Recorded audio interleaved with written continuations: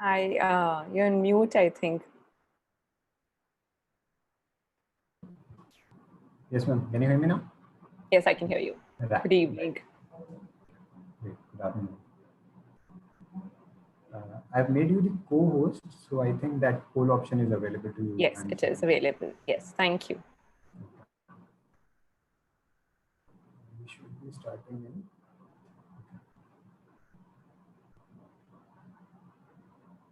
We should go ahead then. Yeah. Right. Okay.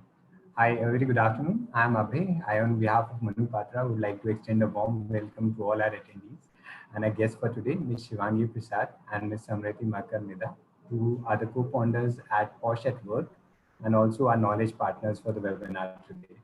Posh at Work is a legal and psychology firm which is impelled by the Ministry of Women and Child Development, Government of India.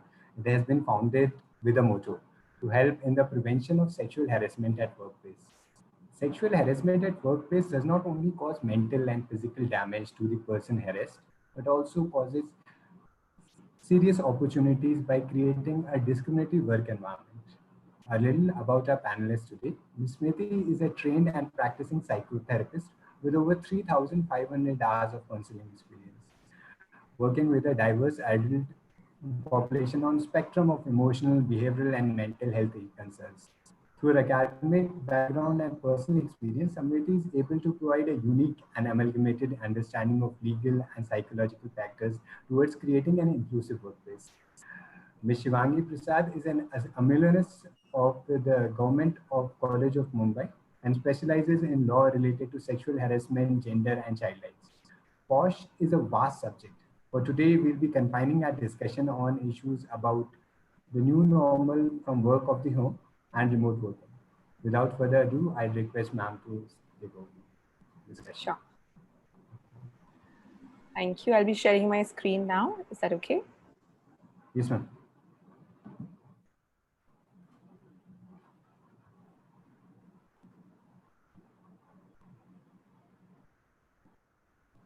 Right. So if I quickly, can everyone hear me and can everyone see my screen? If you can, please give me a quick thumbs up on chat.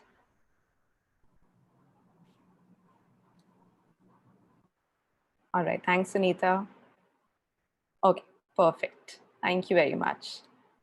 Right. So as we all see, the topic for today is compliance and implementation of law against sexual harassment in the new normal. So we will be focusing on this new normal and what this implementation really looks like, right? And before we really get into a conversation about this, I'm very curious to understand what all of you do seem to think what this new normal is. So what is this new normal? For me to really understand from all of you, let's also get into a conversation here a bit. If I can quickly have some response in chat, what you think this new normal is.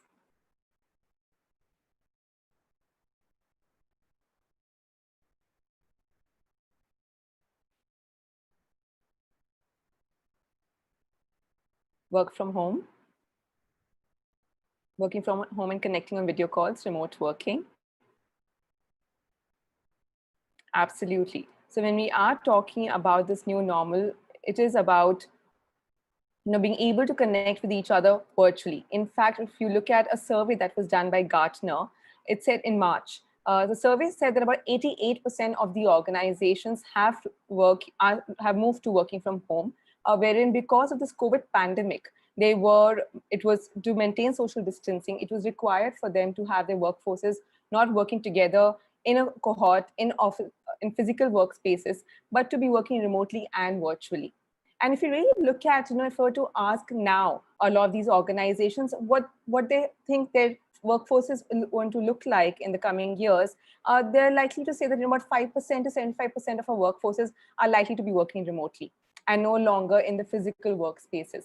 And that's a transition that we are noticing right now, where this new normal would mean like by connecting with our peers, colleagues, stakeholders, clients virtually, remotely. Yeah. And if you really look at people's experience of how it has been while working from home, people have said that boundaries have become very fuzzy, where people are connecting late in the night, even during weekends. One day is blending into the other day. A lot of Zoom calls, requests for a lot of video calls is also on the rise that we are noticing. And when these boundaries have become very fuzzy, then the question that really arises at this point in time is that, will this POSH Act be applicable? And will it recognize sexual harassment when it's happening online while working from home? And for me to really understand what your understanding is about this, I'm going to launch a poll at this point in time. And I'd like to see your responses of what you think. I'm launching the poll right now.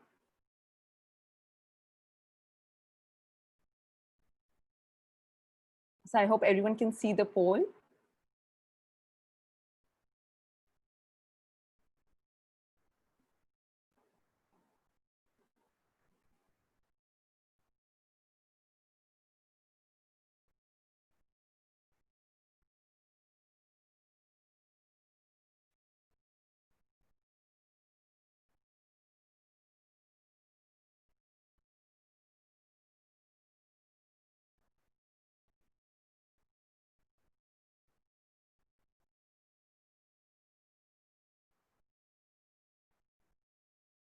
Okay, I'll be stopping the poll in the next 5 seconds.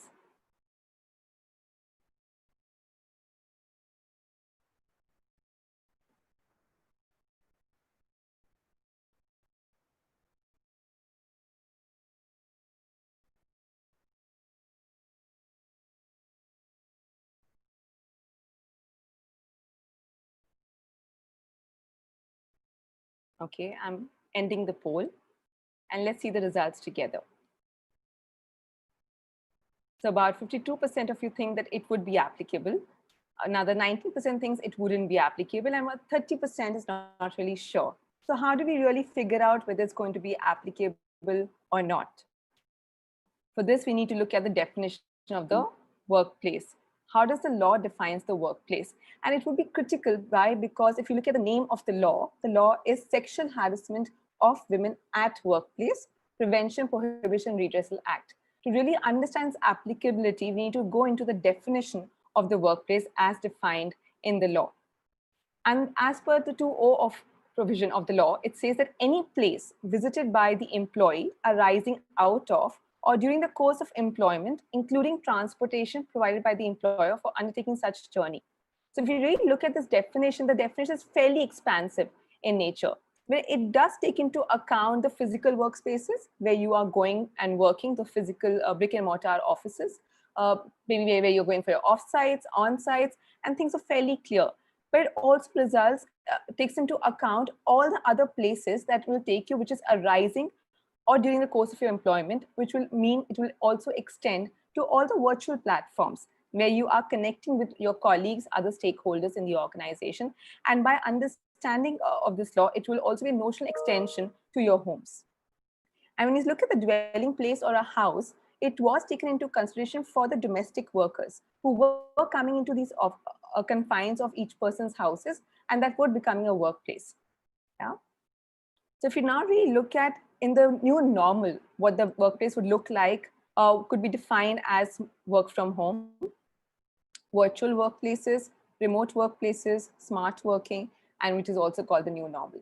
In fact, a lot of organizations that we do consult with to support them with compliance with this law, they have been in the process of revising and amending their policies to the extent they are insisting that we should not even be calling work from home, like a lot of you did talk about. The new normal is work from home, but the organizations are using the terms of virtual workplaces, remote workplaces, and smart working or telework. And this is how the workplace is being defined, where mostly it's been about these virtual platforms that we are looking at right now, and that has become the workplace. Look at, you see this image? This is what workplace looks like. No longer we see a physical building as part of our workplaces. Yeah. As we move forward, I have a case study for you, and I would like to hear your responses of what you think. So now Mahesh is contacted by LinkedIn by Swati, who is looking for a job opportunity in the company in which Mahesh works. He says he'll be able to help her out if she agrees to engage in dirty talk with him. She declines the request and reaches out to IC with a complaint. Now, in your opinion, is this sexual harassment at workplace? So if you could respond on chat If you think it is sexual harassment at workplace, please say yes and state your rationale for it. If you think it is not sexual harassment, please write no and give your rationale along with it.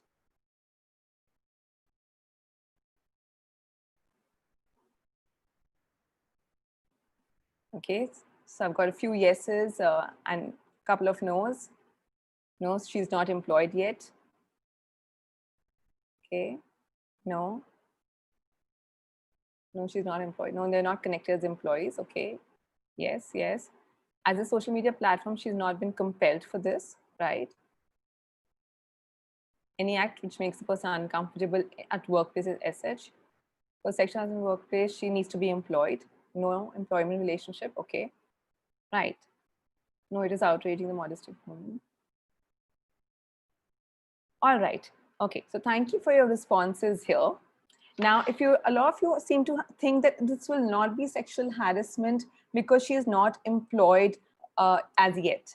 If you look at the definition of aggrieved woman in the law, it says aggrieved woman of any age and could be any woman. So any woman of any age can file a complaint of sexual harassment at the workplace. So under this law, the aggrieved woman need not be an employee of an organization. Either the person has been, the person can be an employee, can be an ex-employee, or may not even have any kind of working relationship with the person to file a complaint. It's the respondent who needs to be an employee of the organization for the internal committee of that organization to inquire into the complaint, right? Also, some people have mentioned that this will not be sexual harassment because this is happening on a social media platform. So it could be sexual harassment, but it will not be sexual harassment at the workplace. So if you really look at LinkedIn is considered as a professional networking site, I understand that the person, they're not connected through the organization right now. But if the person is using its position in the organization and influence to get the employment opportunity in a particular organization, there is a potential or a perceived working relationship that we are seeing. And as a result of that, this could be sexual harassment at workplace and even coming under quid pro quo form of harassment. Where what does it say that if you engage in dirty talk with me, I will get you a job in the organization. Yes, it's almost like making a demand for a sexual favor in return for employment. And that is why this would fall under sexual harassment at the workplace. I hope it's clear. Let's look at the next case study and tell me what you think. Okay, Poonam, just give me a minute, I'll answer your question. So now Mahesh co-worker tagged Swati, another co-worker, and Anil, who is a manager in the organization, on a random video on Facebook and posted a comment about their relationship. Two other co-workers laughed and agreed and also posted similar comments in sexual context. Is this sexual harassment at workplace?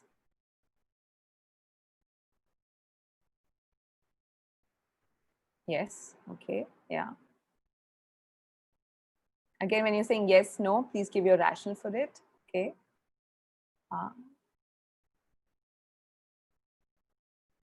Yeah, quite a few yeses and some no's, okay? No, no. Yes, hostile work environment. Yes, as their colleagues, yeah. Mm-hmm. Yes, they employ the same organization. Yeah. Okay, all right. Yes, okay. Thank you very much, right? So yes, this would fall under sexual harassment at workplaces because they are all employed, and as some of you identified rightly, it is creating a hostile work environment. So some organizations may say that, this is happening on Facebook and on a social media platform. It's not an authorized platform from our end. This is not a formal communication channel. And for how much can we really look into the behaviors of our employees, which is happening outside working hours or on informal social platforms? But if you really understand this concept that sexual harassment does not take place in a vacuum. It's not that an experience that one person may have had on a social media platform in an informal context would not influence their working relationship while they are working with that particular person during their working hours on an official project. As people, we cannot compartmentalize those experiences. So as a result of this, when this experience of harassment does take place, it would create an emotional turmoil. It would bring a sense of embarrassment, shame, awkwardness for the person, to the extent of not being able to work with Anil, maybe for Swati, with Mahesh and other people as well, and creating a very hostile and toxic environment in the organization for her and maybe for other people who are witnessing these comments that are being exchanged on a social media platform. And as a result of this would fall under sexual harassment at workplace. So the answer is yes. Poonam has asked this question on chat that who would look into the complaint. So as a thumb rule, the complaints are always inquired into by the respondent's internal committee. So both Shivangi and I would be using these terms fairly frequently in today's conversation. Complainant stands for the person who has filed a complaint or an aggrieved person. Under the law, it will be aggrieved woman because the law is drafted for women. However, some organizations do have gender neutral policies. Yeah. And respondent is the person against whom the complaint has been filed and they're responding to the complaint. Yeah. So it's always the respondent's organization's IC that will be looking into this complaint. So in the first case, it would be Mahesh's IC. IC stands for Internal Committee. For some people who may not know about the law, and I see some students have also joined in today. So under this law, each organization or an academic institution which has more than 10 employees need to have an internal committee that looks into complaints of sexual harassment. I hope I've been able to answer everyone's questions so far. If you have more questions, please feel free to write it on chat or Q&A, and we will take it up as a discussion progresses. I think there's one more question I think which we should clarify at this time. Sure. The question is that, because the complainant is an outsider in one of our examples, right, then whether it will be applicable or not. So maybe the aggrieved woman's, definition also you might want to cover. Yeah, I did cover that. I think I'll just perhaps reiterate it. So aggrieved woman is any person of any age who can file a complaint of sexual harassment. So with that understanding and interpretation of the law, the aggrieved person, aggrieved woman does not have to be an employee for them to file a complaint with the organization. It's the respondent who needs to be an employee of that organization. Right. Shwanka, are there any more questions or can I move forward? There are a couple of questions in the Q&A, which I think we can take a little later maybe. Sure, okay. I'm responding to the questions. Some of them I'm answering by typing. Okay, sure, all right, because I'm only looking at chat at this point in time. I do not have both the windows open, chat and Q&A. So if you could just let me know, yeah? Yes, thank you. Will do. All right. So I think a lot of times people do have this confusion that, under which circumstances will the organization inquire into these complaints? And that's often a question that we get from the organizations, the employers, the internal committee members. So let's try and try and understand them into two subheadings maybe, right? So one context would be where, for example, the harassment is taking place, where people are engaging in inappropriate conversation, using abusive language of sexual color, making personal remarks. And this is happening on official or authorized channels, which could perhaps look like your emails. Maybe some organizations are using authorized platforms like Slack, Telegram, and Zoom. A lot of organizations are having these video calls on Zoom and Microsoft Teams, and they have in turn become the authorized platforms for organizations. So when any kind of inappropriate exchange of sexual nature happens on these platforms, it would be taken up by the internal committee, which is fairly clear by most of the people, right? The confusion really arises and the ambiguity comes in when these inappropriate interactions seem to be taking place on informal platforms like Facebook or Instagram or Snapchat, or when people are perhaps, like there was a case that happened, people were playing games on PUBG from the same organization. And during that game, people were using a lot of abusive hurls, engaging a lot of inappropriate content, making personal remarks while playing the game. And then the organization's question was, do we look into this? Will this really come under our purview? So when these kind of situations arise, it can get very difficult to really ascertain where does the organization draw that line, what is personal, what is professional. Yeah. So maybe these two conditions that would help you understand this. If two interactions between the two people they share a working relationship, say for example, an employee and a manager, maybe employee and a vendor, employee and a client, then it could fall under sexual harassment, especially if the interaction could cause interference in the working environment of the employee. Say, for example, the manager is sending messages late in the night, outside working hours, not related to the project. Yeah, but the questions which are so personal in nature is making the person very uncomfortable. Do you think the person would be able to work with a lot of comfort the very next day with that manager? It's likely to be difficult, right? So when these two things happen, when the two people share a working relationship, and it can cause interference in the working environment or the relationship that they share and the work that they're doing together, then it's likely for the organization to take up those issues and concerns, right? So there is a question, how a chat on Facebook, which is not used for any official purpose, can be defined as workplace. So I hope I've been able to answer your question through this example, where you cannot separate the experience of sexual harassment and say this happened in this happened outside working hours. This did not happen on an official platform, so the organization is not going to look into it. It's likely to come back to the organization because of the hostile work environment that it has created for the particular person, and even for other people who may be witnessing those interactions.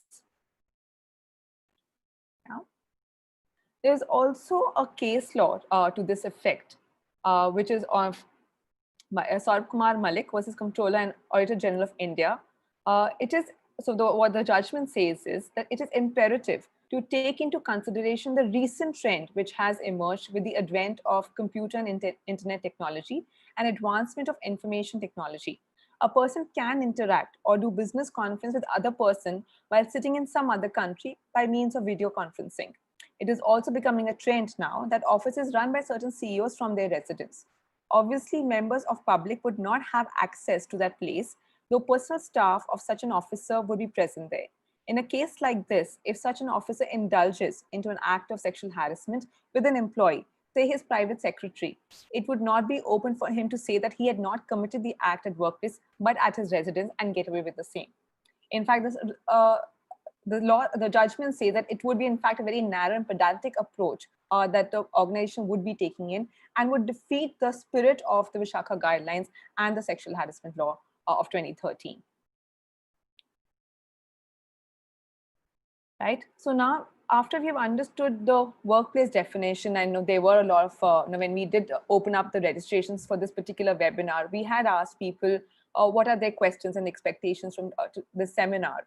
And people did want to understand more about the workplace definition, and also want to know what kind of sexual harassment is taking place. In fact, when the COVID-19 pandemic came into our lives, and there was a mandate for a lot of organizations to be having remote workforces, the first idea for us, and like many others, was that there is likely to be a drop in sexual harassment. Yeah, because people will not be interacting with each other, so the whole idea of grouping, physical intimidation is likely to drop, and people are likely to be more mindful of their behavior and conduct when they are connecting with people on virtual platforms, for the mere reason that there could be recording of conversation and the evidence would be enough, and people are likely to not engage in these behaviors. However, what we are noticing has been that there has been a significant rise in virtual sexual harassment cases. Yeah, but before I go into the stats as well of what we have found in the recent times, the last 3 months, let's understand what sexual harassment really means under the law. Yeah, because I know there are a lot of students who are joined in today, so I think for them, they are not aware of it. So sexual harassment under this law is being defined as any unwelcome act, of behavior, of verbal or non-verbal conduct, which is of sexual in nature, which could fall under maybe like a physical contact, making sexual advances, demand or request for sexual favors, making sexually colored remarks, showing pornography, or any other physical, verbal, or non-verbal conduct of sexual nature, will fall under the legal definition of sexual harassment. So even though the physical contact is not possible because of the social distancing that's being maintained, the others are very much possible and has been prevalent in our experience. Yeah, if you look at some of the examples, so demand and request for sexual favors. We have seen people who have been in a position of authority and influence have been making these demands and requests for sexual favors by insisting on video calls. There have been cases reported to us. So at Posh at Work, we do act as external members on the internal committees that inquire into complaints of sexual harassment. And we have taken these examples from our experience, that the firm has of the cases that the firm has been a part of. And there have been cases that we've been getting where a person has reported that the manager is insisting on a video call at 9 o'clock in the night, at 10 o'clock in the night, even though the matter is not urgent. Now, we could have a discussion on the case the very next morning because the hearing is not scheduled for the next day, but insisting on it. The manager on the name of that, I need to connect with people more informally. Let's have a night suit Zoom party, causing a lot of discomfort and using their position to make that happen. Yeah. Then there have also been cases of making sexually colored remarks. If you see this, and I think the legal world as well, there are a lot of double meaning words that are being used and phrases that, if you agree to the merger, I'll drop my suit. Or sending very lewd messages and videos, or either directly to the person or maybe in a group, making personal comments on personal social media handles, like the one that we discussed also, one of the case studies, sending inappropriate emojis. And we have those emojis with hearts in the eye and hearts all over, and sending those. And when spoken to, people say, no, that's just a way to compliment a person to keep them motivated, especially because we can't see them in person. So I thought they might be feeling very demotivated and lonely. So that could be my way of just, cheering them up. Or inappropriate or sexist jokes to lighten the mood. And often this is something you're noticing, when Zoom calls are happening and people are just waiting for all the participants to join in. There are people who are engaging at a very personal level, making comments and remarks about each other's personal life, about their partners, romantic partners, sexual partners, and not understanding that there are other people who are part of it as well. And for them, those conversations can be fairly uncomfortable. Also about inquiries about what they're wearing or about their personal lives. Like there was a case that was reported to us where a person was making advances to a male colleague and saying, oh, what are you doing up so late in the night? Where is your wife? Or is your wife sleeping? What is she wearing right now?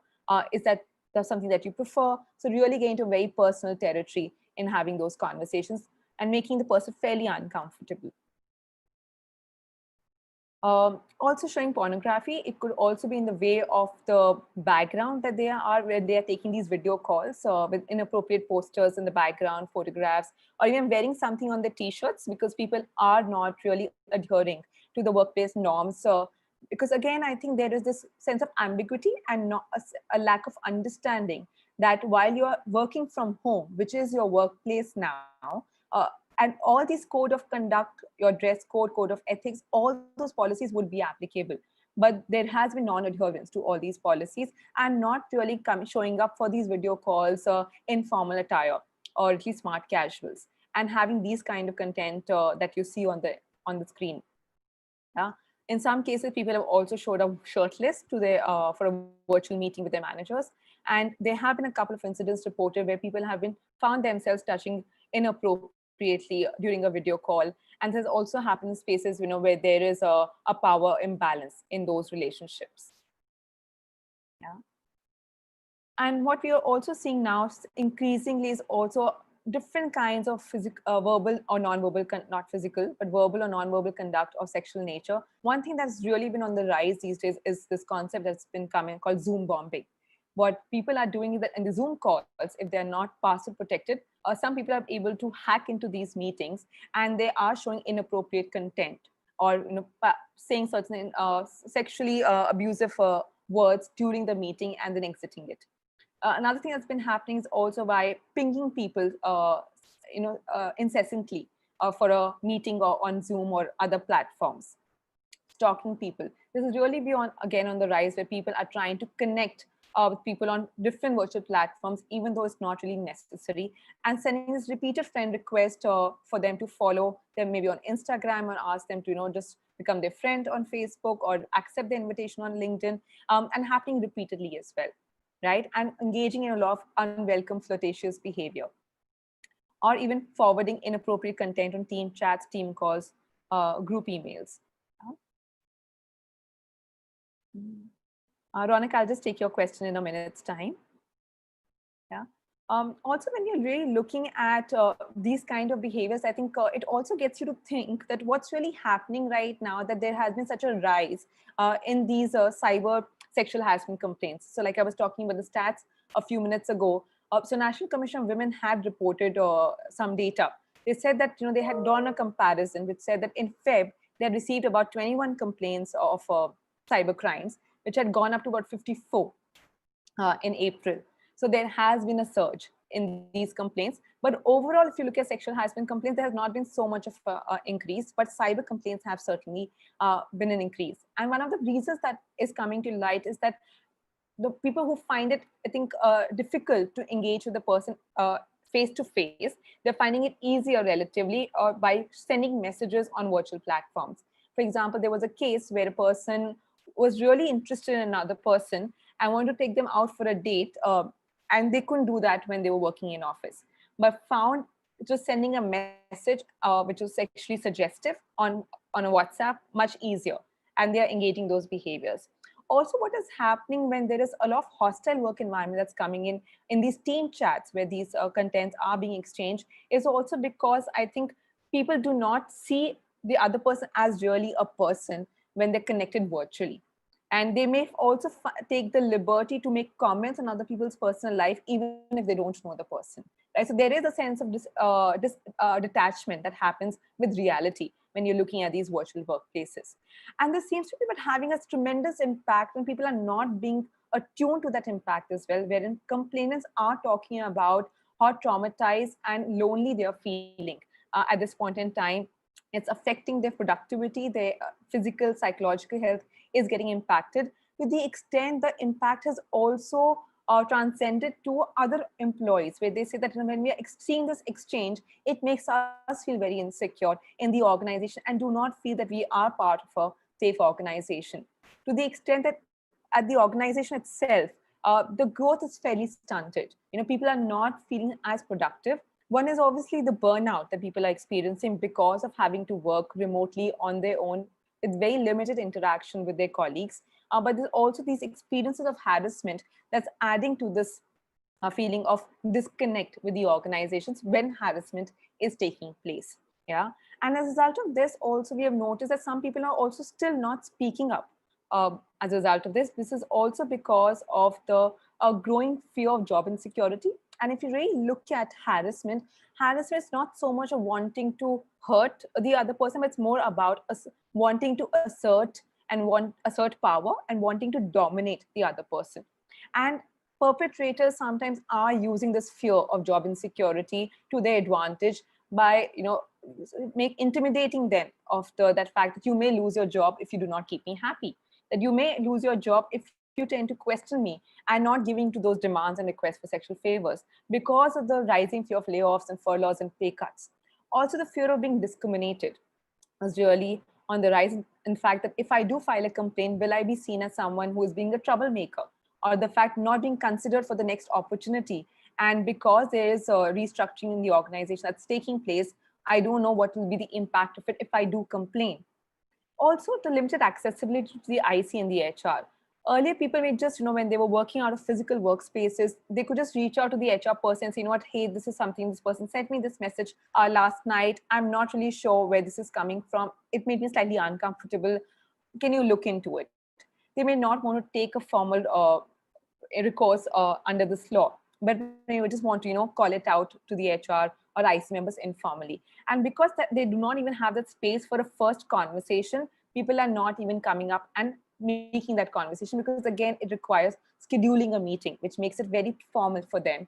And they want to not enter into that formal territory. Also, they're not very comfortable talking about it with the family around. So as a result of this, if this is happening, they are continuing to suffer in silence and not calling it out, because they don't know what their family members are going to make meaning of if they do overhear that conversation. Also, a lot of time, which is very common, not only for virtual sexual harassment, but even otherwise, is not even sure if it's harassment. Because when you look at perpetrators, they do engage in gaslighting, where they make the other person feel that you are responsible for this and you are being oversensitive and exaggerating and blowing things out of proportion. So this is not something that I didn't say anything. Say, for example, if you see the poster like Turn Me On, what we saw in the previous slide was saying that's just about the remote control. You're reading too much into it, right? So it's about all the filters in your head and not in my behavior. And that's what gaslighting could look like. So now we will be moving into a last poll from my end before Shivangi comes and starts talking to you. So is this sexual harassment at workplace? I'm going to be launching a poll right now and just want to see what you all think about it. Sorry, just my screen is.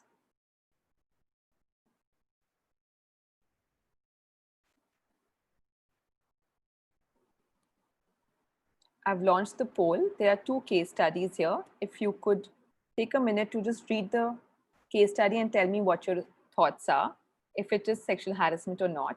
Meanwhile, I'll take up the questions and respond to it.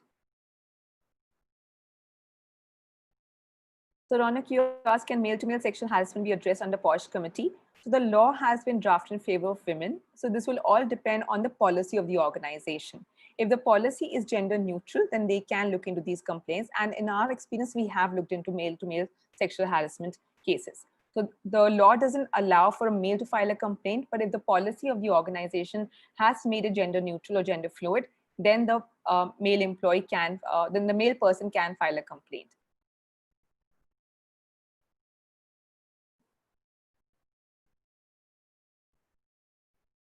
So if any transmission of pornography in a WhatsApp group is not objected, then whether mere transmission can be termed as sexual harassment.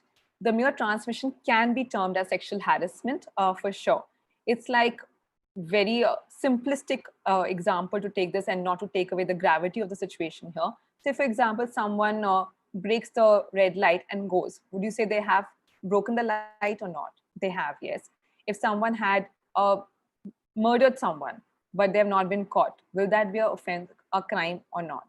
So similarly, if this will be sexual harassment, and if someone reports it, then the internal committee can take it up and inquire into it.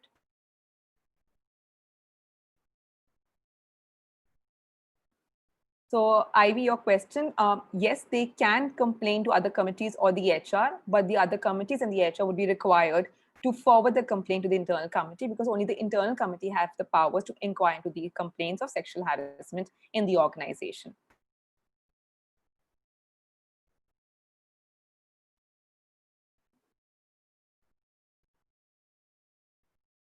So to answer the question whether complaint by the complainant or representative is must for initiating proceedings, or IC can initiate the proceedings on its own, they cannot initiate proceedings on its own under this law. They need to take up only formal complaint, and formal complaint would mean a written complaint by the aggrieved person or a complainant by someone on their behalf for the IC to start inquiring into the complaint. However, if it does come to any representative's knowledge that inappropriate content is being shared in the online space, they can take it up under their other policies, they perhaps their social media policies, and the HR or the other committees can look into it. What happens if the CEO of a company harasses a senior lady of the company? It will look at, again, how you understand CEO needs to be seen here. If CEO is the considered as an employee of the organization, then it would be looked into by the internal committee. However, if the CEO is the if it's seen as the employer of the organization, say for example, they are the organization has the employer is the CEO, then it will be looked into the LC, by the local committee of the organization, by the local committee. Yeah, this requires slightly more longish discussion for you to really understand the definition of the employer. And if we have more time, Jyotsna, we'll come back to it towards the end of the session. Yeah, I know there are a few more questions. I'll take it up in some more time. I'm going to just end the poll at this point so that then Shivangi can also come in and take you into the deep dive into the compliance part and the challenges that the inquiry may face by the internal committee. So I'm sharing the results of what people think. So for the first case study, about 85% people say that yes, it is sexual harassment at the workplace, and 11% say that no, it is not. Right? A lot of times people may say that this may not be falling under sexual harassment because there's a possibility that boss is not intending anything sexual. And perhaps they are talking about performance ratings would be determined by those weekly calls, which is primarily based only on the performance and the conversations, and not so much about face or any kind of having sexual intent. However, if you look at this case, if the employee perceives this as having some kind of a sexual color to it, there is also some history to it as well, and the person perceives that this as sexual harassment, this would at least be looked up by the internal committee and inquired into, right? And where both the boss and the employee will be heard to be able to establish whether sexual harassment at workplace or not. Yeah, it's very important to understand that this is a very unique law where under this law intent does not matter, it's the impact. Yeah, so at least the IC would be looking into this complaint, whether it is going to be sexual harassment or not, and the person is going to be found guilty of it will be determined only once the inquiry has been concluded. In the second case, about 82% of you say that it is sexual harassment at the workplace. About 9% say no, and 9% say are not sure. Yeah, and if you really look at this again, people may get a little confused that this will not be sexual harassment workplace because the interaction has happened on Instagram. But if you really look at it, this is official Instagram page. Again, the two parts of it, like we were discussing earlier in the conversation, official or authorized channels would be considered as workplace for sure. And this would be sexual harassment at the workplace. Even if it was not an official Instagram page, it was just someone's Instagram page on their own. And yes, it is a personal social media platform that's being used. However, because of the content of the comments that are being given, which are of sexual in nature and is creating a hostile work environment, this would be looked into by the organization. Because if you remember the two conditions, firstly, people do share a working relationship. Secondly, it's very likely to cause interference in the working relationship and the work that person is doing. So as a result of this, both will fall under sexual harassment at the workplace. Yeah. Moving on, we have a survey which we would like all of you to fill. This is likely to take about a couple of minutes. Shivangi, if I can request you to put it on chat.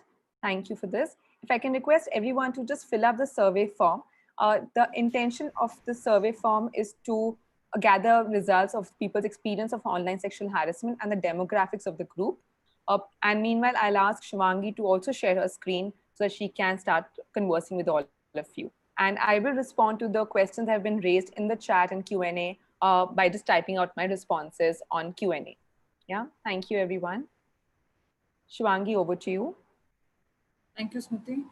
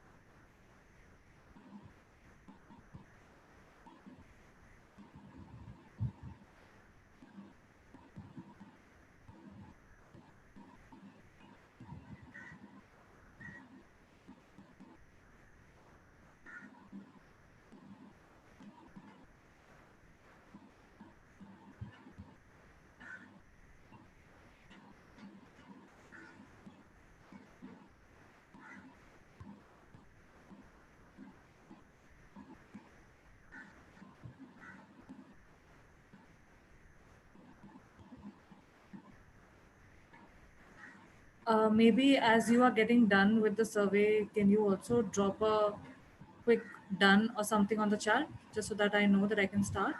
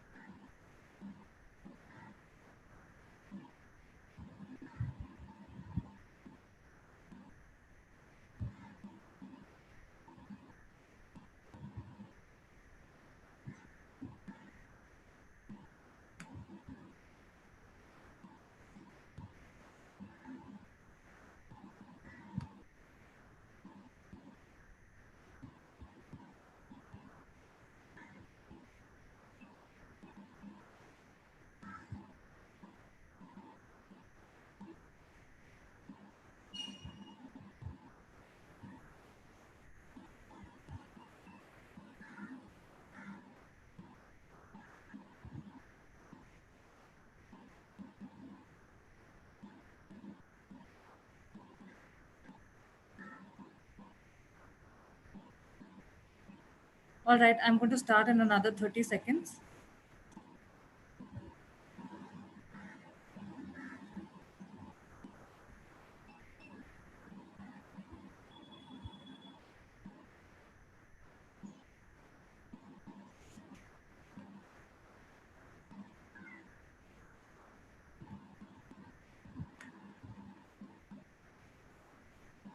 All right.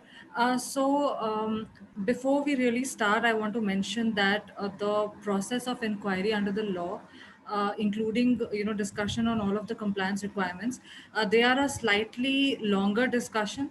And given the duration that we have today, the 4 to 5, 1 hour, is actually not enough to discuss all of those aspects.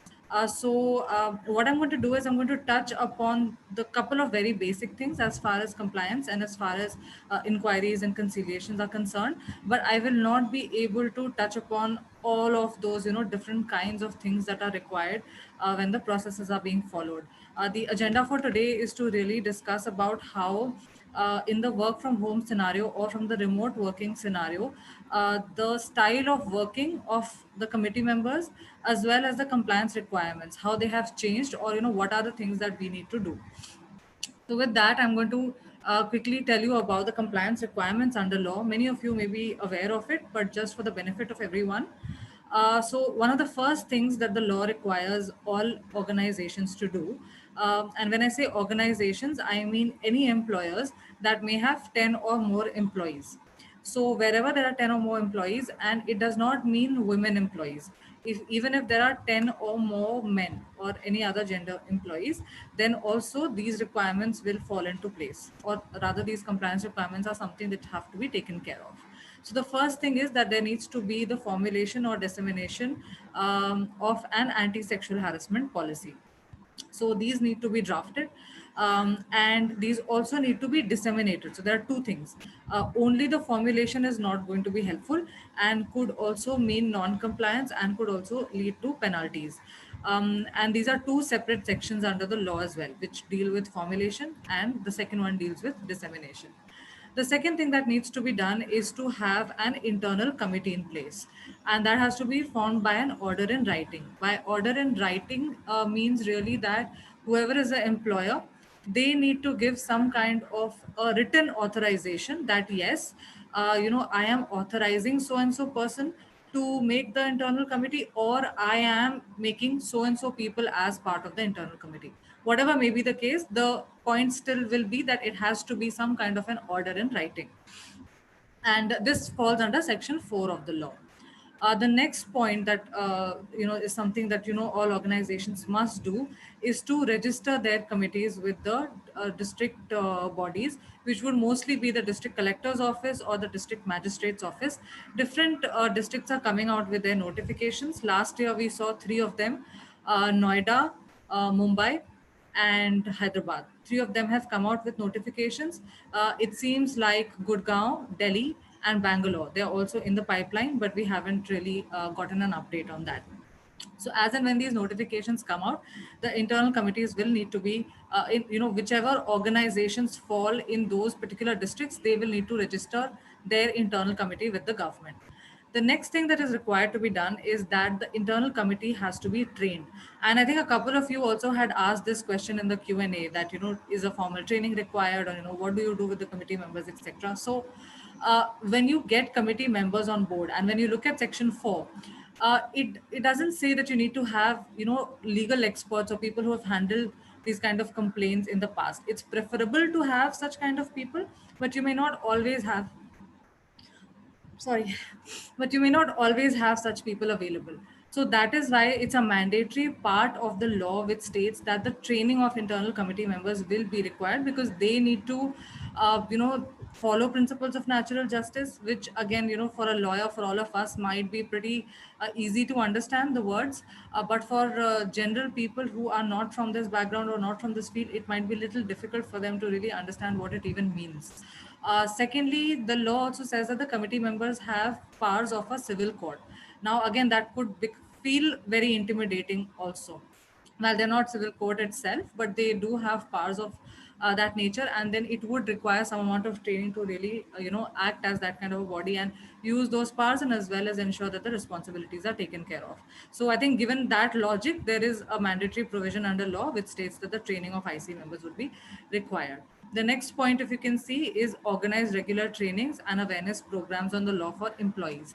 So again, the idea over here, it seems, is that if you have made a policy, if you have a committee, if you have taken care of everything, but your employees do not know what they can do, or who they can file a complaint with, or who the committee members are, there's actually no point of doing anything at all, because there is no purpose. Nobody knows where to go and use these mechanisms. So creating awareness amongst employees, telling them about what the law is, telling them what sexual harassment might look like, what workplace could mean, what are some of the do's and don'ts probably they should keep in mind, what are some of the expectations that the organization has from its employees. All of those things should ideally be done by way of an awareness program. So we've also written the section number beside them in case you want to see. The next thing is, of course, to do the conciliation and inquiry as per the process of law. You see this in a different color because we are going to discuss this a little bit more. We are going to deep dive into it. But let's cover the rest of the compliance requirements also. The next one is that annual reports of the internal committee has to be submitted with appropriate government authorities, which are district bodies again, which are either district collectors or district magistrates. Different districts have a different authority.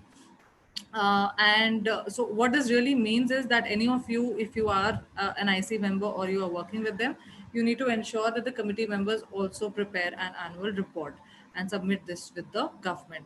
In fact, the Mumbai district has come out with a notification just a couple of days back, which is like a reminder. Actually, it's not a notification, where they are saying that, by 14th of August, everybody needs to submit their annual report with the government. Then there is also an annual report which organizations prepare. Now, this annual report is not the same as the IC annual report. This is a second annual report we are talking about, which organizations prepare, which contains usually the director's report or information about the work done throughout the year, etc. In that report as well, there needs to be a mention of the number of complaints handled, the number of complaints received and disposed of during the year.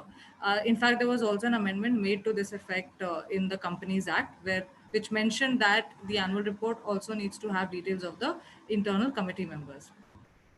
Lastly, there also needs to be posters, etc., in place, which again create awareness to state that this is what the organization is doing. These are the penal consequences. These are going to be the results, etc., if at all there is any kind of sexual harassment complaint being filed. So these are the, broadly speaking, the compliance requirements under law. As we mentioned, that we'll discuss a little bit more about conciliation and inquiry and what kind of challenges have come up in the virtual space. So before we do that, I want to show you quickly the timelines under law, because most of the laws, when they get formed, usually there are no timelines, etc., provided, but this one has come with a strict timeline. So if you see the staircase format, right from the very first stage where it starts, it says from the last act of sexual harassment. It says last act of sexual harassment because there could be a series of instances as well. And if there are a series of instances, then from that last day, the period of 3 months begin. And the complaint needs to be filed in writing within 3 months with the internal committee. This complaint then needs to be forwarded to the respondent within 7 working days. So, pardon, there is a mistake here. It will be 7 working days. So, copy of complaint has to be given to the respondent. Respondent then responds to the complaint in writing within 10 working days. Once the committee has taken a copy of the complaint as well as the response, the committee now has both sides of the story. They know both, what both parties are trying to say. And then the committee has to either do a conciliation or do an, sorry, either do a conciliation or do an inquiry. So I'll tell you what both these two, both these things mean. But the period given to the committee is 90 days. Thereafter, there is a period of 10 days for the committee to really prepare a report and submit it to the management for taking action. Management has about 60 days to take an action. So this is what the entire timeline looks like.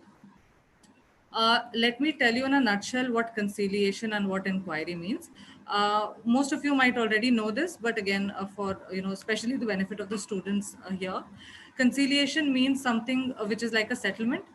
Conciliation happens at the option of or at the initiative of the complainant, naturally, because the complainant or the person who has felt aggrieved or has felt that there is a grievance, they should have that option whether they want to settle or not.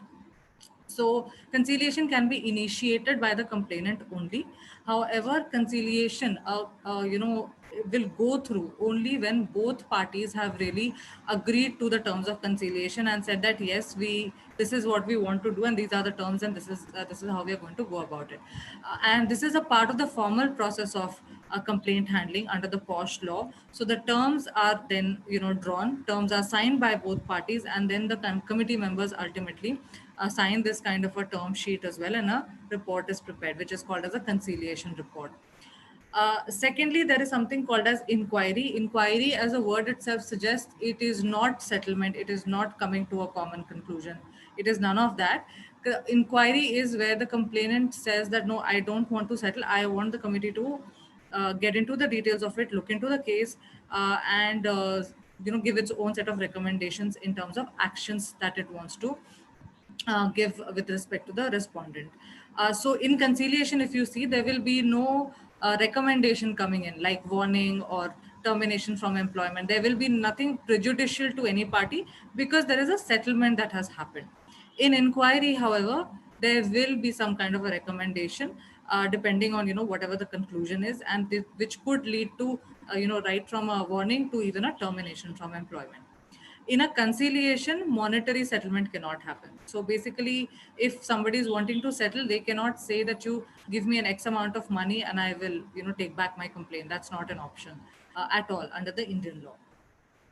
So with these basics, I'm going to move on to the next part now. So looking at the virtual mode and how these processes are being followed, I'm going to launch a poll now. The question that I have for you is it possible to maintain confidentiality and privacy during virtual calls?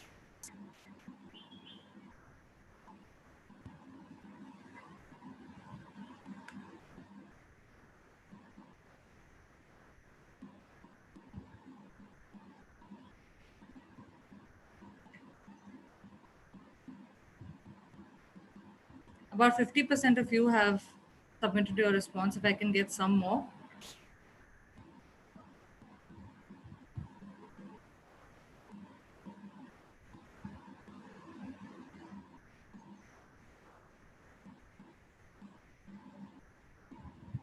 All right, I'm going to end the poll in another 5 seconds.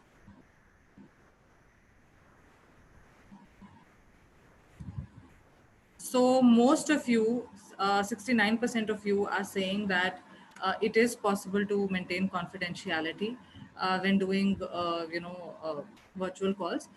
Rest of you are either not sure or you are saying no.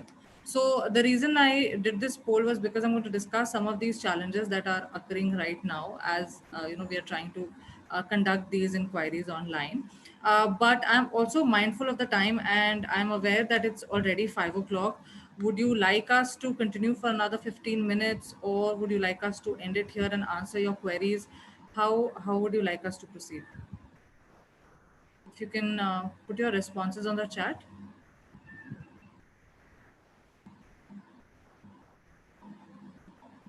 All right, all right.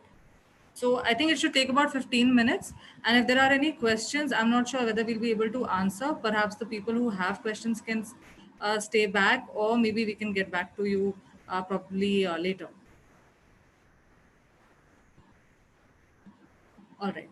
So let's look at the challenges now. Um, you did mention in your poll that maintaining confidentiality could be possible when doing inquiries online. However, these are some of the, in fact, the biggest challenges that we are facing. So, for example, when people are working from home or they are working remotely, it is difficult to firstly understand whether there is any privacy or not. And a lot of people, when especially when an inquiry has to happen, as again, some of you would know that inquiry comes with its own set of processes, and those processes mean that when a complaint is filed, you will need, as an IC, you will need to examine the complainant, you will need to examine the respondent, you will also probably have to do some kind of a cross examination. Similarly, you might have to examine the witnesses and then do a cross examination with the witness as well. Now, when someone is working from a remote location or is working from home, it is often now we are seeing that there is probably lack of privacy that they have at home, because they may not have, probably someone may be living in a 1 hour case, someone may have a very large family, someone may be in a joint family, someone may be sharing their house with a lot of roommates, and they're not finding that place where they can they can talk properly, or in their own privacy. And some of them also find it difficult to talk about something like this when other people are around, because it could be sometimes very sensitive or very personal as well. The second challenge that we are seeing right now is the inadequate infrastructure, which could be the result of not no network being available, or because of compatible applications. So like, for example, if let's say the person doesn't have a smartphone, let's say, and these apps cannot be downloaded there, and they don't also have a laptop at home, how are they going to have a conversation with the committee? How is, let's say, even a Zoom platform going to get set up? So those kind of challenges are coming up, and if there is no laptop, if there is no access to, let's say, an official email ID, etc., how are they again going to look into the emails, etc., that are being sent by the committee? So that's one problem that we are looking at right now, challenges. The second thing is maintenance of confidentiality. Now, usually when an interaction of this nature happens, these uh, these things are confidential, they remain confidential, and when the meetings happen, the committee members of course inform parties that these discussions have to strictly be confidential. But when a person is, let's say, taking these calls from different locations, say from home or from anywhere else, it's difficult to know, for anyone who's on the other side of the camera, to really know whether there is any kind of a person who's also along with this person or not, whether there's a legal representation that they have, whether there are recording devices which are switched on without consent. So all of those challenges could also come up, and they are surfacing right now. Why I specifically mention about confidentiality and representation is because under the law there is a section 16 and 17 which state that all proceedings related to matters such as these need to be strictly confidential, and whoever is dealing and handling such data also needs to keep this information strictly confidential. And the second provision under the law, which is under Rule 7, is that there cannot be any legal representation for the parties. So when these things are not allowed, and when the committee is doing an inquiry and it can sense that there is probably someone else sitting over there prompting, or it's probably writing down answers, etc., then the committee also knows that they are not doing a fair job, because they know that probably it's disbalanced. One person is getting support from somewhere while the other person may not be getting any support also. So you don't know whether you're doing the right kind of a job or not. So this challenge has also come up quite a bit. Thirdly, there is difficulty in understanding body language. So when a when an inquiry is taking place, and the body language that you see of a person, when you're sitting face to face, that can never be matched with technology. And I mean, of course, technology comes with a lot of its pros. I mean, most of us are able to sit and talk today. We are able to converse with you today because technology is helpful. However, there are some things which technology can't address, which is having a face-to-face conversation. So that's another, thing that is coming in the way. And a related point to that is also difficulty in providing any kind of support. So, for example, instances like these can be very severely painful also to people. People could also feel very anxious. Sometimes they get angry, sometimes they get emotional, some people may cry. And in instances like those, ideally committee members take a break. They help the person out with, let's say, a tissue paper or some tea, coffee, or just water maybe also. But in a situation like this, when we are working remotely, all that a committee member can do probably is to just say that, okay, let's take a break. Why don't you just get refreshed or something. But beyond that, you can't do anything. And that also comes in the way sometimes, because then no one else is able to see the empathy that the committee members can also bring into the table. And somewhere down the line, that does impact the inquiry also. So that's another challenge, and difficulty in following process. So as I was mentioning, that when there are no devices, etc., or compatibility related issues are happening, network is a problem, those challenges occur. But apart from that, with respect to even electronic sharing of file, how do you share files if a person does not have an official email ID? Should you be sending official emails or such sensitive or personal emails to the personal email ID? How should you be obtaining circumstantial evidence anymore? What should you be doing about it? For example, earlier, when instances would happen, because a person would get so anxious or probably also troubled by whatever that has happened, that people usually would confide in someone who's probably working beside them, or is in a common cubicle, or they are, over a period they have developed some kind of friendship, and they would tell those people. And what happens for the committee is that they can then call those other people and ask that, okay, so and so person had complained, and so person says that they confided in you. What do you have to say about it? And then that acts as circumstantial evidence as such for the committee. Now, in situations like this, where everybody is working literally on a calendar basis, time wise, and everybody's calendars are being blocked, etc., etc., and when something happens, even in the online space, usually people don't call up their so-called other colleagues and tell them that what so and so happened. They usually confide in the person, whoever is just beside them, let's say a roommate or friend or a family member, because that's how humans work, right? You just want to kind of just get it out there so that you start feeling better.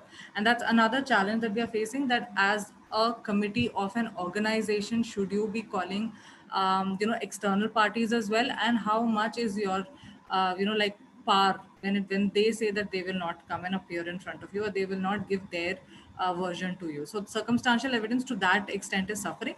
But circumstantial evidence to the extent of electronic communication has in fact become better, because any sexual harassment that will happen through an electronic communication will leave some footprints, while the exact evidence of the incident itself may not be there, but there could be some circumstantial evidence like the timestamps, etc., which can be seen.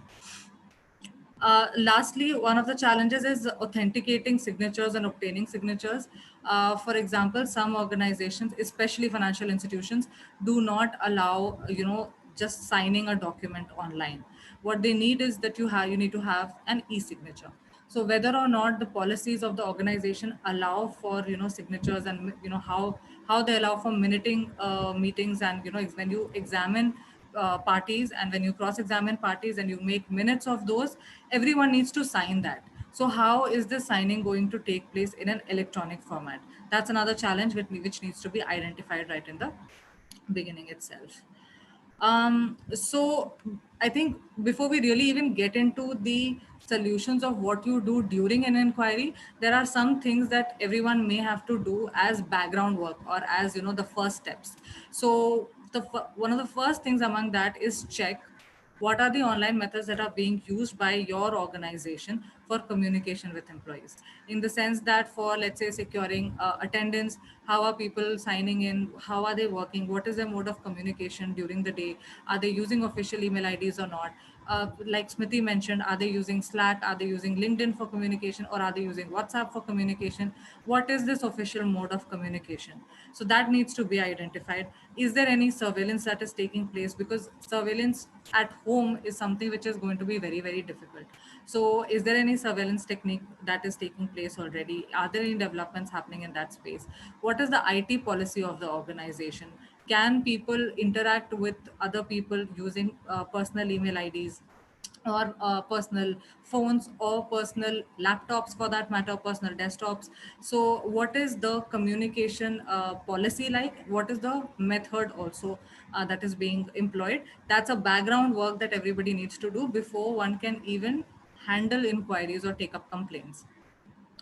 And I forgot to mention about communication on social media as well. You also need to check whether communication on social media of any kind that is being taken up as something which is official or not. Yeah. So all of this is background work.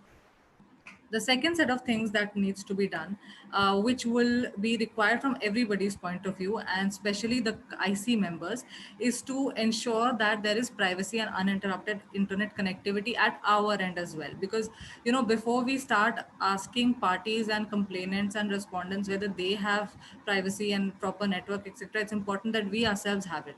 And if we don't have it, then I mean, we can't expect ourselves firstly to keep matters confidential. The reason I'm mentioning it is because, again, if we refer to section 4 of the law and section 16 of the law, it states that it's the topmost priority for a committee member to keep matters of this nature strictly confidential. So we will ourselves then, not be adhering to what the law states. So this is of prime importance. The second thing that needs to be done is to check the confidentiality and functionality of the video conferencing platforms. For example, initially there was a challenge with Zoom as well, where in fact the government even banned it, saying that the modalities are not safe and the data is being taken. But post that, Zoom actually started encrypting the data. So which kind of modes of communication that are being used, they also need to be checked whether they have enough safety and security or not. The third thing is that we will ourselves need to also ensure that our videos are on. For example, if we have already thought that, okay, body language is important when doing an inquiry or when speaking to people, and then probably an audio call may not work, and if we want the parties to get on a video call, it will be important that we ourselves are on a video call as well, right? I mean, then otherwise it will be wrong to expect someone else to do it, something which we are ourselves not doing. So whether we are in that space and we are comfortable doing something like that, that's also another thing that needs to be checked before a party is even spoken to. The next thing is, ensure that the parties involved in the inquiry, they also have their privacy, uninterrupted data, etc. So then this goes two ways. Of course, both need to identify and decide about audio recording and the mode for the same. Another very important point, because when inquiries happen, as I mentioned, examination, cross examination, etc., when they happen, they need to be minuted, because again, no one remembers oral conversations, and any legal documentation, the format also is that when you have a meeting, you document that, you minute it, and then you get it signed by parties. Usually the mechanism followed for that is that these kind of meetings are usually audio recorded with consent, and then they are transcribed, and then they are signed. So what are the methods that are going to be used for this? How are you really going to do it? That's again something which needs to be figured out before the inquiry process really begins. Now let's look at what needs to be done with respect to parties as well. When we have identified all of the background material that we just discussed, we will also need to see whether parties that we are going to be speaking with, they can share any evidence in audio recording and video recording, etc. or not, whether their platforms are also secure or not. If not, then we also might have to tell them about how they can use passwords, how they can lock their documents, and then share those encrypted documents with the committee members, so that there is again no breach of confidentiality happening anywhere. So that's another thing that will have to be done. And also, one very important thing that committee members need to do is that when complaints are coming to you now, you need to find out whether there is any relationship, working relationship between these two parties, which may get impacted once the complaint has been filed. And I'm saying this, I mean, not just all of you over here may not be committee members, but the reason I'm saying this is because there is a section 12 under this law which talks about interim relief. It states that when a complainant has filed a complaint and there is some kind of a retaliation they are facing or some victimization they are facing, or they feel that something like that is most probably going to happen, they do make written requests to the committee members saying that please give me these interim measures, which could look like leave, which could look like, say, transfer, or ensuring that if there is a manager, reporting kind of a relationship, where power dynamics may come into picture as well, then the reporting mechanism is changed or the appraisal is not taken place by that manager. So if that is the case, then IC members, if any one of you over here are IC members, you need to check what is the relationship between parties. And if there is any kind of a, relationship where you think there could be retaliation, etc., you might want to take some measures in the beginning itself, so that such instances don't occur later on. Because in the virtual space, when you have an office premises, it is much easier for you to keep an eye on someone or to ensure protection within your office premises. But when people are working from home, you really don't know to what extent you will be able to support the person when they are working distantly and they are not in front of you. The last thing is that you should sign a non-disclosure agreement now. And this again goes for everyone, all of you. Whether you may be acting as a witness, you may be acting as a party, or you're purely working on this law or advising anyone.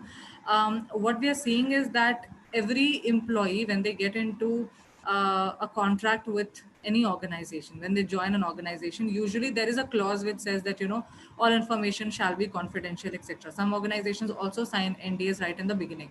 So not that as employees we are already not bound by these responsibilities, but when a complaint of this nature is filed and we know that there is a law and we know that breach of confidentiality could lead to a lot of problems, it is helping a lot when an NDA is getting signed right now itself, because the person is then just able to remember that, okay, yes, this is what I had committed to and this is what I'm committing to again, and hence I cannot breach confidentiality. So it might be a good idea to do something like this. And it's not just from an organization's point of view, even from, let's say, if I am the complainant or if I am the respondent, it is also security for me to see that, okay, you know what, the organization is doing so many things to ensure that my my information or my data does not go to anyone else. So it's, I think it's a secure mechanism for everyone, and it will only help help in building and strengthening that trust between everyone.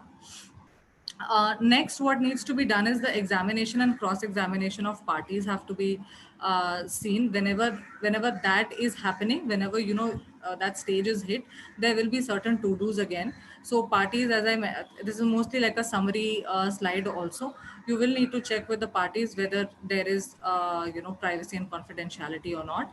Perhaps it may be nice if an email can come from the party itself to suggest that yes, this is what it is, and this is, and that I am okay with having a conversation, and that I do have a private space where I can speak.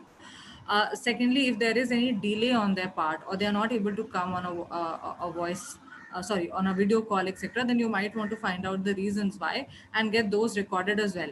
Why I'm saying that is because when the inquiry process is looked at, if you look at section 11, 12, 13, section 13 actually, to be more specific, it mentions 90 days as your last day, like your final number of days for doing inquiry. So if there is a person who is not able to come on a video call because of their personal difficulties, there will be a delay in doing that inquiry. And if there is a delay, you will need to provide reasons as to why there was a delay, because then there is a breach of the process, there would be penalties. So in order to ensure that you have your reasons in place, you might want to get this recorded on email so that you can put this as an attachment saying that, hey, this is the reason why there was a delay. Thirdly, you should also mention to the parties with respect to the data transfer, etc., that is going to happen. So as I mentioned, you need to first do a background check as to what kind of policies you have and what methods you are using. Once you have identified those, you will need to then communicate to the party that, okay, if we send out any more information using Microsoft Teams, it means that it is an official communication. So they also know that, okay, this is not some informal discussion that is going on. This is a proper formal communication that is happening. Uh, about encryption and password also, as I mentioned, one will need to inform parties as well so that confidentiality can be maintained from all ends. And lastly, be aware of your tone over the call or the email. This is again a very important point because especially when you write a mail, the tone of your voice does not come out, and when you're doing an audio call, again your body language can't be seen. So and in fact, even when we are doing a video call, all aspects of our personalities don't come out. So it's very important to also know that someone who's on the other side might also not know what we are trying to communicate, and we also may not be 100% sure of what they are wanting to communicate. So it's very important to gauge their tone and tenor as well, and also keep a check on our tone and tenor also. There's this one judgment in this relation that we wanted to cover. This is a 2010 judgment which says that if there are no signed agreements, in the absence of any signed agreements, it would be possible to infer from various documents which are approved and signed by parties, if you see this part, in the form of exchange of emails, letter, telex, etc. So what this really says is, if there are, so for example, if the minutes are not getting signed, or like I mentioned that there is no e-sign feature or the electronic signatures are not available, an email okay or an email confirmation might also do the task, because a case law like this confirms that it might be okay to do so. This is purely a summary of all the things that we just discussed. In the interest of time, I'm going to move forward. Uh, this is the last part which we want to discuss, because this sums up the whole thing. So when the conciliation has happened, as I mentioned, there is going to be a settlement. So there is no action that is recommended by IC. But when the inquiry happens, there are possible outcomes that exist. The first possible outcome is that the respondent is found guilty. Second is that respondent is not found guilty. Third is it's inconclusive because of absence of adequate evidence. And the last one is that the complainant has filed a false complaint. So all these are possibilities that come up only after the inquiry has really taken place. If there is appropriate amount of evidence to show that yes, the allegations are proved, then naturally the respondent is going to be found guilty. If similarly, if there is any proof or there is any evidence to show that the complaint is false, then the complainant will be proved guilty. And if there is evidence to show that the respondent or something like this has not happened at all, then the respondent will be not guilty. And of course the third one is quite clear: if there is no evidence, then it's going to be considered as inadequate. So one thing I want to mention here is that merely if there is no evidence, the complaint will automatically not become a false one, because when sexual harassment happens, nobody gives prior notice to anyone else or explains to the other person that, oh, this is what I'm going to do. So in maximum situations, there may not be any evidence at all. So that would not make the complaint false automatically. So what happens at this stage is, after finishing the inquiry, there is a findings report that is made, and then there is a inquiry report that is made. Findings report needs to put down all the details of the complaint, I mean the allegations, respondent's response, the evidence that was found with respect to each allegation, and what is it that finally the committee has concluded. Those becomes the findings of the committee.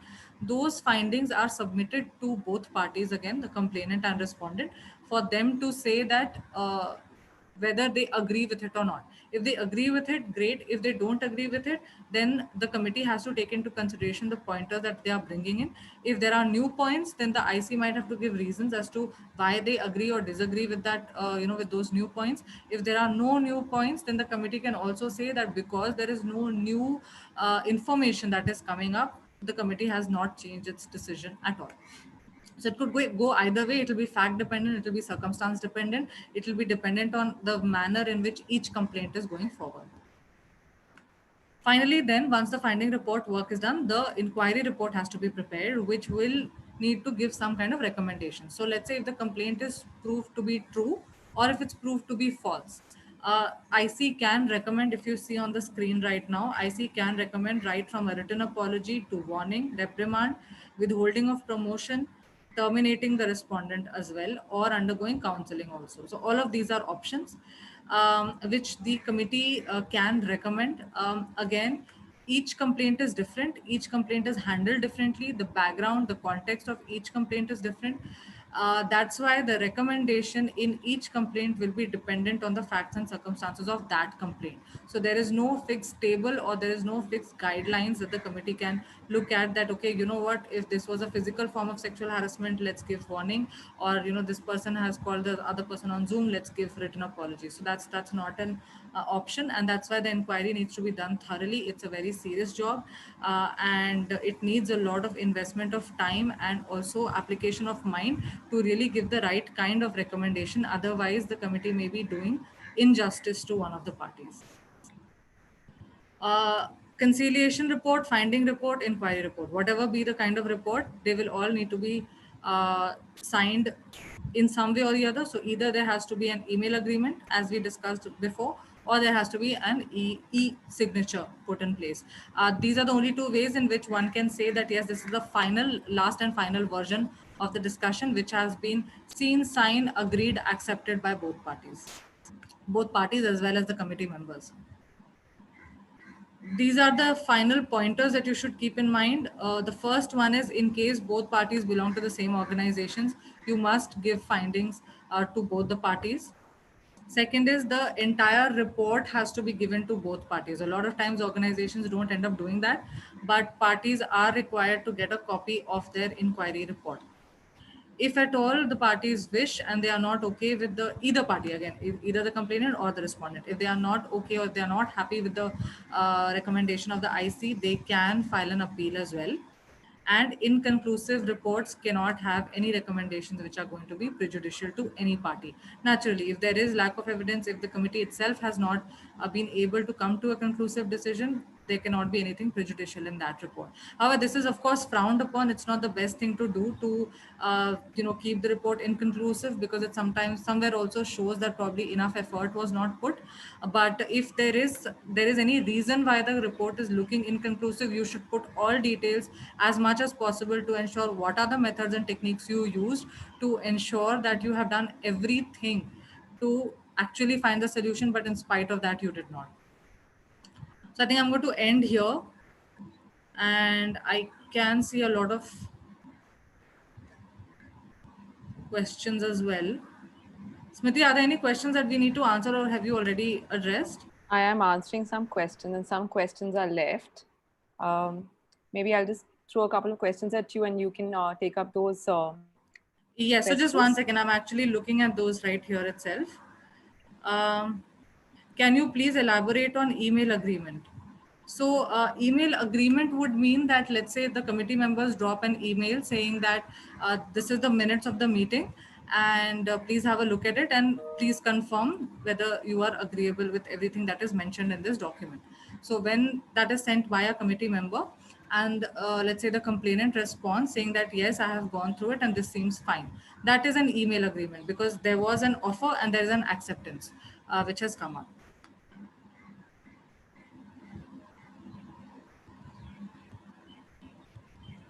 Uh, After apology, both can work in the same place. If you are referring to conciliation, and if apology has taken place and parties have settled the matter between between themselves, of course with the IC facilitating the whole thing, because this is a this is a formal process. As I mentioned, it's a part of the law. If anyone does not stick to the terms of conciliation, then there could be further action as well. There could be further inquiry as well. So it's important that both parties stick to the terms of conciliation. And yes, in that case, parties do continue to work together. In fact, in our experience, in most of the times, we have seen that complainants say that, you know what, I don't want to, harm that person's job or that person's life. All I want is that this does not continue with me. That's all I want. So typically in those scenarios, people do continue to work together. Yes, after action also. Have there been any instances of malicious complaints? How do you determine a complaint is malicious? Yes, so I think in our experience, about 7 or 8% complaints have been malicious, which are very, very few, where people have ended up misusing the law. How do you determine it is when you find evidence, as I mentioned. So if there is a complaint that has been filed and you find evidence that the person has had a malicious intent of filing it because of, let's say, a promotion related argument that they had, or let's say they had a personal arrangement, or maybe a relationship, not arrangement as such, but let's say a relationship which went wrong at some point in time and there was revenge seeking happening. So all of those could also be reasons, but again, like I said, they will have to be looked at the context. One will really need to see the context in each complaint to identify whether a complaint is false or not. Because when a relationship ends, that does not mean that anyone and everyone can go around doing whatever kind of discussion they want to. It could very much lead to sexual harassment also. So just an end of a relationship does not automatically again make the complaint false. um, is there a situation where intent will be taken into consideration by the IC? Doesn't intent become more important with virtual working? So, as Smriti mentioned, impact supersedes intent, because it means that when I may be behaving in a certain manner with someone, I could be doing that unconsciously also, or I could be doing it very with full malicious intent as well. So my intentions are known only to me. So it's only the person who is on the receiving end, the person who has been impacted, who can feel whether or not something was welcome to them or not, whether they were okay with something or not. So when anything like when any complaint of this nature is raised, it is always the impact which is seen first. That does not mean that the intent is not seen at all. So because there's an impact, a complaint is taken up, and then the committee definitely does see intent. If something is proved as unintentional, for example, in one of the cases which we have just got and we have not been able to conclude till now, is where a person stepped out of the bathroom, the video was turned on, and they were completely naked, they had taken a shower. So let's say that if a person like that, the respondent says that I did not realize that the video is on and this was a pure mistake. So if ultimately it is proven that it was actually a mistake, then the IC might also take give a lesser punishment, maybe a warning or something, or a written apology for something like this that had happened. So impact will be looked at. I hope I've answered this question. uh, Manager will make groupism and again mentally harass. So Vinayak, yes, one can do that, but the point is that when all of these discussions happen, when trainings happen, one is informed about the after effects of retaliation as well, and there could be some very very serious impacts also. For example, if a second complaint is filed, obviously the organization is going to take it way more strongly, because now there's not only a complaint of sexual harassment, there's also a complaint of retaliation. Secondly, one can also file a criminal complaint that a person is threatening them, or there's threat to life, etc. So some matter which could have been resolved internally will now actually be resolved by the police. So the person, by harassing more, has gotten themselves into bigger trouble. So it's really not that easy to do that, especially when organizations create the right kind of environment and also do the right kind of awareness programs. What can the IC do in case inquiry cannot be completed within 90 days timeline? So if IC cannot complete the inquiry in 90 days, you need to mention the details and the reasons as to what led to the delay. The reason is because there could be two kinds of people. One is that people who did not on their own just take any steps or measures at all to finish the inquiry in 90 days. Or the other thing is that IC did everything possible but still could not finish inquiry in 90 days because there was so much paperwork to do or so many more people to meet. So you need to put down your details properly and your reasons properly over there, that these are the reasons because of which there has been a delay. And maybe in that case, even if it is challenged, perhaps the courts will also see merit in whatever is being said. How does the POSHA and information technology work to determine the liability, since POSHA is attracting civil liability? So I think when you are talking about information technology, you mean the different kinds of complaints that can get filed under IT Act as well.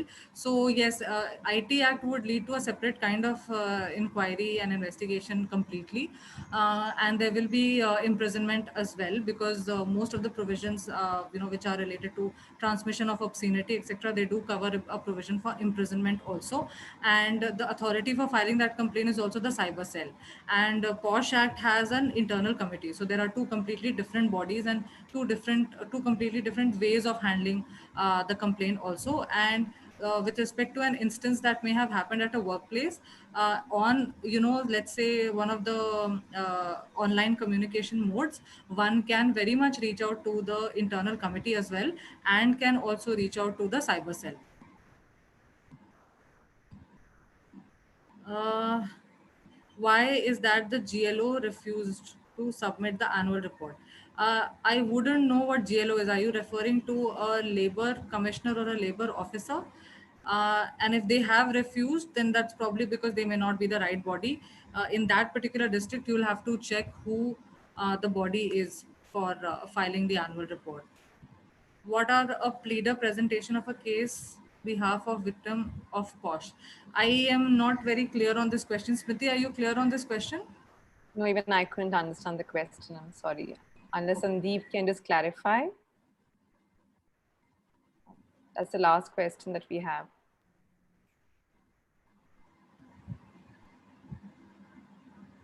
Sandeep, in case if you are here and if you are hearing us. I think it's already All right, so maybe he's left. 5:30. Yes. Yeah. I think we can let go of this. Thank you to all our attendees who have joined us for this session this afternoon. A special thank you for our panelists for taking the pain answering each and every question. Thank you. Have a great weekend. I will also be dropping a feedback link in the chat box. So this is for what future sessions you would like to have from Manupatra. Thank you, everyone. Good evening. Yeah. Thank you, everyone. Good evening. Thank you.